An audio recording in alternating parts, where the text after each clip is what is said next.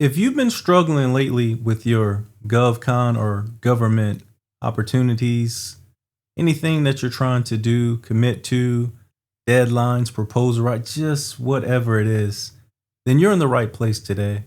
Because really today, I just want to throw off my hat, which I don't have on, and just really be vulnerable today. Because to be quite honest, I've been struggling over these past few weeks and months. And so I just want to talk a little bit about my journey. Here, of course, with govignite, our mission here, our aim, our goal is to really bring to each and every one of you out there just the knowledge of the government journey, regardless of if you're small, mid tier, or a large business. A lot of us can face those roadblocks, and we just don't want to let them impede us from progress for too long. They'll definitely come, the trials, and we just want to find ways to overcome them by building a cohesive community. And so I know oftentimes many of us find ourselves wanting to go after so many government solicitations. And we start, of course, on sam.gov, and we see either we sort by whatever our NAICS code is, keyword, cybersecurity, network engineer, whatever it is, janitorial services. And we see those due dates. We probably do a filter next due within the next month, or the next 3 months, if you've gotten basically that proposal writing underneath your hand. And then we get to our computer or keyboard, and right away we start typing, and submittal after submittal, proposal after proposal, nothing comes across our desk as a win. But we fast forward a year, 6 months, whatever, we're still doing the same thing. And so really today, that's one thing that I want to do, is challenge each of us to really just pause, to just reflect, to look in the mirror, like not physically look in the mirror, but really look within ourselves and just see, kind of think to ourselves, like, what's not working? What's our biggest impediment? And really stop and think and just stop doing things or everything the same way. We know what they say about doing the same thing over and over again. You know what I mean? But really, there's a lesson to be learned in each of those efforts. And so that's really what we need to do, is to try to see one, two, or three different things that we can basically fine tune that process that we've got to maybe get that one across the finish line. And as Rick Howard, my mentor from the GovClose program, shout out to him, leading a lot of us men and women really in this close knit community that we've got there. He's a former or a retired lieutenant colonel in the U.S. Air Force, former acquisitions officer, and he's got an amazing program there. There's countless individuals over there that are really winning each and every day. They've got some testimonials, small wins to some of us, big to them, and then some big wins there. But regardless of the dollar amount, there's that growth again in their journey, and there's that consistency to basically commit to a goal, to refine that craft, and then to achieve, whether that's a strategy, a roadmap, getting clients, basically repeat customers, month after month retainers. There's so much knowledge and challenges that are going in there. So that's the second thing really, is, do you have a community around you, or are you the smartest person in the room? Because there's typically not much room for growth if that's the ceiling that you max out at. So really just being, I know myself, I always used to like to try to do everything myself, call myself a solopreneur, and could only trust these two hands. But really the true growth comes with building that team around you. And it doesn't always have to be in the form of money, paying to get folks to help you here and there. Sometimes it's just getting folks like-minded around you, or sometimes that aren't alike, to basically bounce ideas off of, hold you accountable, challenge you, and then, come back and ask you, like, why'd you do it that way? And really get you to open up and to not just stay closed-minded or tunnel vision. We need that sometimes in our life, and we don't always get that in our home or in our immediate surroundings. But in the current environment, the life of being able to easily get on a Zoom or Teams, or whatever WebEx call with others that are around the globe, sometimes that's really all that we need, is just to have that close knit community that reaffirms sometimes what you already think you know, but maybe there's just one small thing, one small nugget that can really just start to accelerate that growth. So that's the second thing, is just really, if we don't have that community, is trying to get in a community, a tribe, or maybe, start our own and then to grow that and nurture it. And like I said, I found a great home here with the Gov Close program and Rick's Tulich in his community. Just amazing thing to be, and I'm just honored to be accepted and just within that community to just witness some amazing things that are done there. And like I said, maybe a third thing, if I had to say, for me, just getting back to that proposal writing, really, sometimes it's just getting out of our feelings. I remember writing a winning proposal for the Case Engineering Group. Shout out to the CEO and President Kenyatta Creighton, and that was almost worth over $47.5 million of BPA. And selfishly, like I said, there was those few minutes of feeling, man, I could have wrote this for him, but could have won that for myself. But like I said, like that feeling quickly waned, because that's not what it's always about. That self word.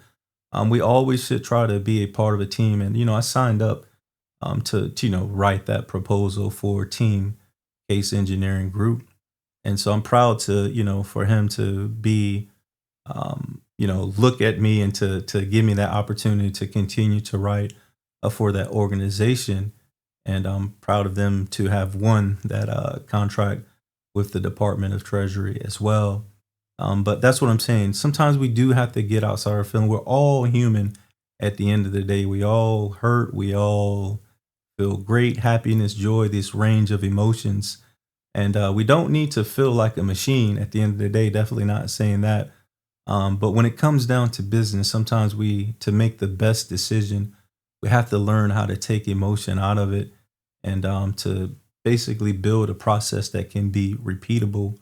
And that's what happens when it comes to learning how to really start these approaching these solicitations early in that shaping and grooming phase. That's why these pre-solicitations, which I used to not ever wonder why, there's no winning there. There's nothing there. There's no money or fixed value attached to it. They literally tell you that there might not even be a solicitation that comes out of it. But like I said, a lot of wise men that led me down really are open my eyes. The scales, they remove them from off my eyes, is that there's so much value there. And that's really where 90+% of many of us small businesses should start building those relationships, the communication, the things that come when you have time to do the Q&As. And there is that availability to speak with the contracting specialists, sometimes the core, and those opportunities, and build and form those relationships and see what opportunities are. And that's where a lot of the research also comes into, where we can groom and hone those type of skills to see where each of these offices are spending their money, not just the next code themselves, but what type of services are they really going after year after year.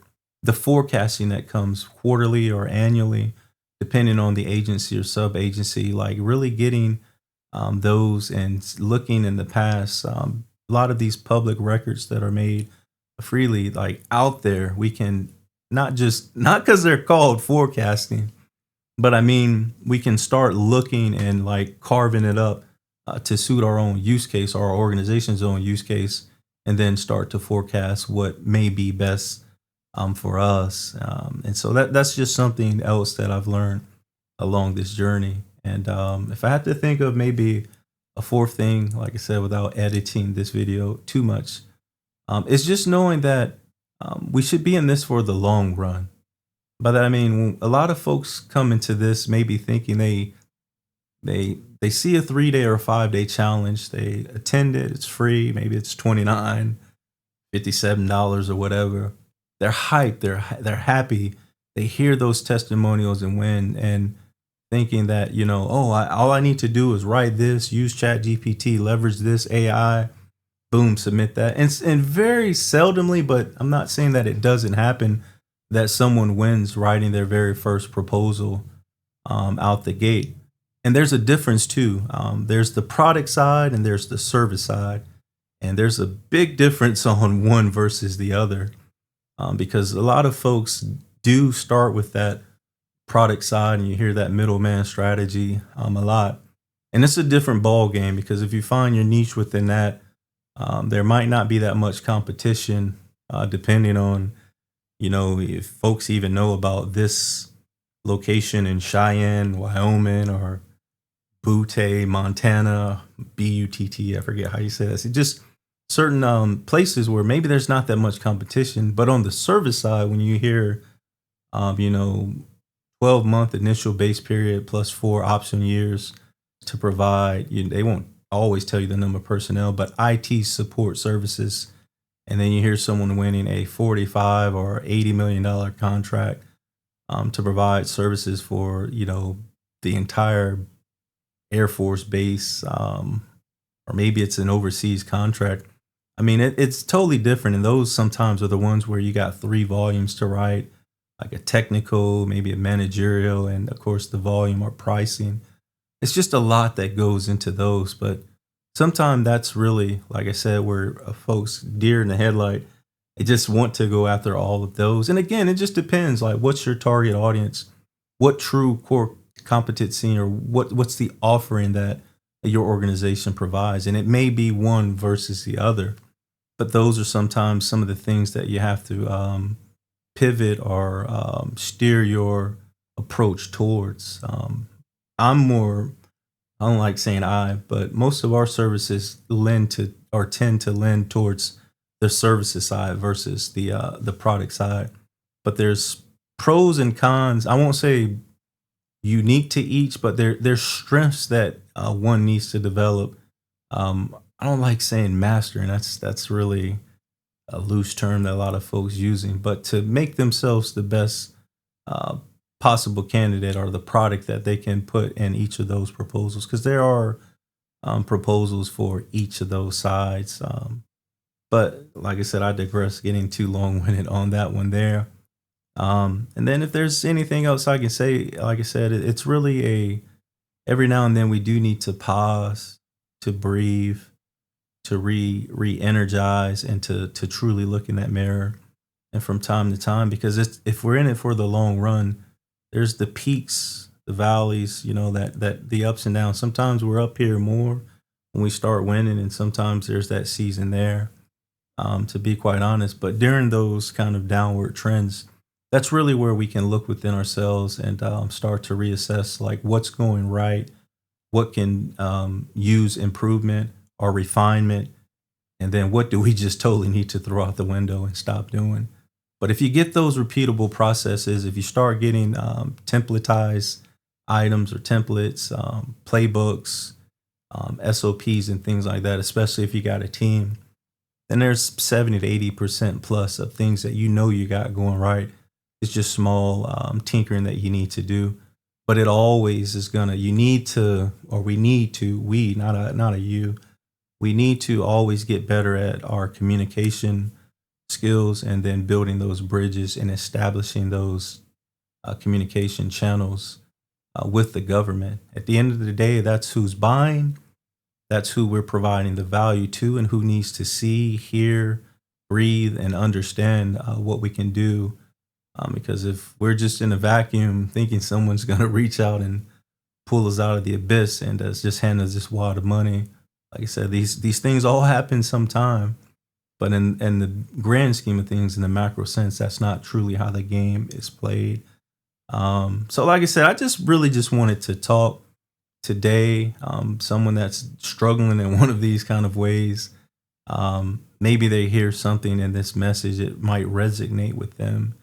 And like I said, just hope that, you can just pause. If nothing else, just pause, reflect, think a little bit, retune, refocus, and just reinvigorate yourself, because those wins are definitely on the horizon. There's a big pie out there for all, or I won't say all, but for a lot of us to be able to eat too. But it takes taking on that challenge and not being afraid to roll up your sleeves. I know it's short sleeve, but to basically put in the work, have that sweat equity. And like I said, just learn from the wins and the losses. So it's always, even in the losses, I don't count them as that. As long as you have those takeaways and you can continue to build yourself and your team up, you'll always be a winner in my book. So I just want to thank each and every one of you again for rocking here with me today. Let me know down in the comments if there's something that is heavily on your mind that you just cannot seem to shake it or get over it. I mean, this is the community that we need to build and help each other get over those hurdles and challenges, because I definitely think there's more to come. There's greatness in each and every one of us out there. We just got to overcome those stumbling blocks or those impediments that have us in a quote unquote pausing or freezing type of moment, and just get going again. Just like, in a jog, if we get a cramp, some of them take us out the game, but some of them, we can just rub it and just walk for a little bit and then get back into it. So hopefully that's the season that we're in. But like I said, let's go ahead and get up out of here. So thank each and every one of you again, always for rocking in here with us. And until next time, stay safe, take care of yourselves, and peace.